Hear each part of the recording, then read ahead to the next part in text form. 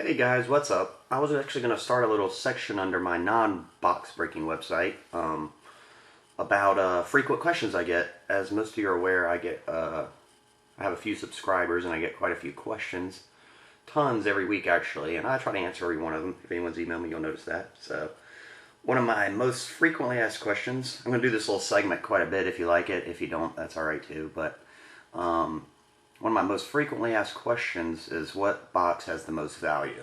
I was going to try to tackle that one. This is my own opinion, actually. So, first, I think to answer that question, you have to ask what is value, and the way the value of a box is set, or the price is set, is basically started from the manufacturer. The manufacturer makes a product, and they set a value to the box as to what they think they should sell it for. Now this price goes up and down based on a couple things. One is naturally supply and demand. How much was made and how much demand is it? If there's an excess supply, i.e. maybe documentary, then the box price might go down just based on supply. If there's a short limited supply, like so say they only make 499 cases, well then the price goes way up right out of the gate. And that's based on not a big supply. Then after you get through supply and demand, it's based basically on the cards that are coming out and if people like them or not. The cards that are coming out of the box. If you notice, certain products when they first come out, they're at a certain price and then they'll skyrocket. That's because the cards coming out have a lot of interest from potential collectors. They see the cards, they really like them, and they have a good secondary market sell value, I guess. So, an example of that would be I think something just happened the other day, like the 08-09 Upper Deck Black basketball. The boxes, well, you could pre-order those boxes for like 170, 180-ish, and maybe 185 or somewhere in there. And then right out, as soon as they came out, they jumped to like 220 or 225. That's because a lot of people like the design of the cards, and they're really good-looking cards. And the opposite aspect, or the opposite side of that, would be Topps Signature basketball.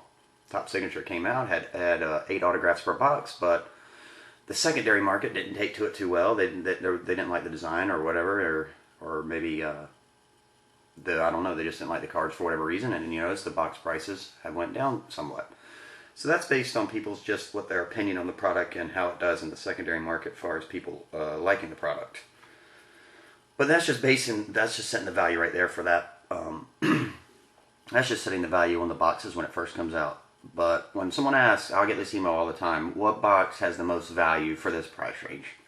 And most of the time it's set around, hey Chris, I'm looking for a box around $100. What has the best chance of getting my money back?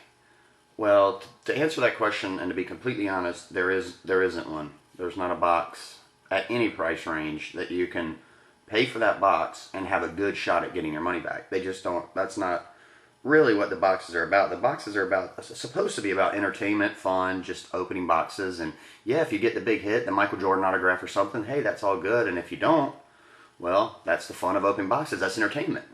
That's half the value of the box in itself, is the entertainment value.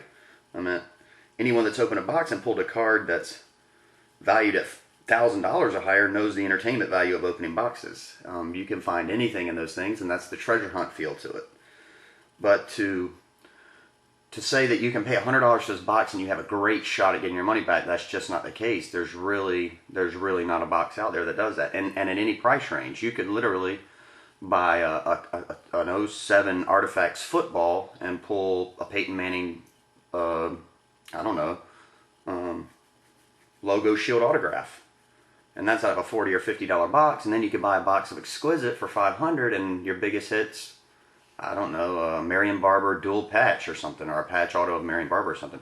I meant, you could see the difference. The Exquisite's like $400 or $500 a pack, and the Artifacts is like $40. And actually the Artifacts for $40 produced a bigger hit than the Exquisite produced.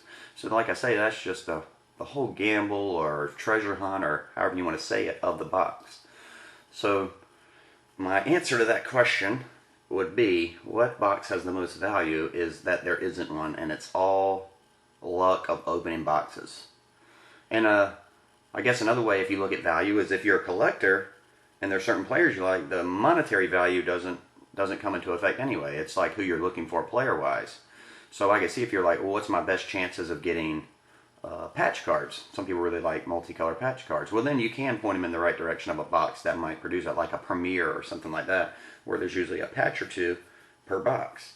Or what's my chances of getting the most autographs for a certain price range? Well, you can point them in that direction, like Top Signature for around $100, you can get 8 autographs. So for that kind of value, if you're just looking for a certain thing, then yeah, that you can point people in the right direction. But I think most people have this idea that there's a certain box out there that you can buy for a certain price, and majority of the time you have a great shot at finding a card that will get or multiple cards that will get the money back for the box. And to be completely honest, that's just not the case in most parts. It's supposed to be about fun, entertainment of opening, and the thrill of the hunt. I'll put it like this: if say everyone wants a Michael Jordan autograph, and say Upper Deck said, screw it, we're going to put a Michael Jordan autograph in every box in this product. Every box will have a Michael Jordan autograph. Where you see that Michael Jordan autograph is going to be devalued because it's based on supply and demand.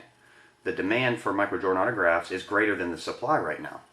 So that's what makes a Michael Jordan autograph usually sell for around 300 minimum and upwards of thousands if you get a really rare one or one with a cool patch on it or something. But if they literally put one in every box, well, now Michael Jordan autograph is going to be like a $30 card or something. I mean, it's going to completely lose its value. It's going to lose its thrill of the hunt of finding one. You'll find one and you'll be like, oh, a Michael Jordan autograph. It's just going to completely lose the value of that card, so to speak. So that's why Upper Deck, Topps, and Donruss and those guys, they have their hands full trying to please a customer that really wants the big hit, but maintaining value of the big hits. Because if you constantly give out the big hits, it devalues the value of the big hit. And there is no longer a big hit that has a big value, that has that big treasure hunt kind of feel. So, and that's, like I say, part of the opening of the boxes is entertainment. And if they were to put all big hits in boxes, not only is it going to devalue, it's going to ruin the entertainment value of opening a box, if that makes sense. So that's one reason they shouldn't do it, and they couldn't do it, or they shouldn't do it, is for that reason alone, because half the fun of opening a box, that's where the value to me is in most boxes. The value is not really as... if you open a box and get bad cards, yeah, that's going to happen. That's half the fun. I mean, if you opened a box every time and got great cards every single time, that, don't get me wrong, that would be fun, but it's going to devalue those cards. So then it's going to lose its luster and excitement of opening boxes, so to speak. So, in a nutshell, I hope this video wasn't too long. The basis of what I'm trying to say is there's no box that you can pay $50, $100, or $500 for, and it's going to guarantee you to get your money back if you're going for that side of it, the gamble side of it. It's basically all luck. Any box can produce the monster hit, and any box that's really expensive can produce not such great hits for that price. And that's the thrill of opening. And that's basically it, I guess. So if you have any other comments or anything, leave them below. I hope you liked the video. If not, sorry. And I'm going to try to answer. I get multiple questions about the same thing. This is series 1, so I'll try to do one of these like every few days or something. I'll start another topic and state my opinion on it.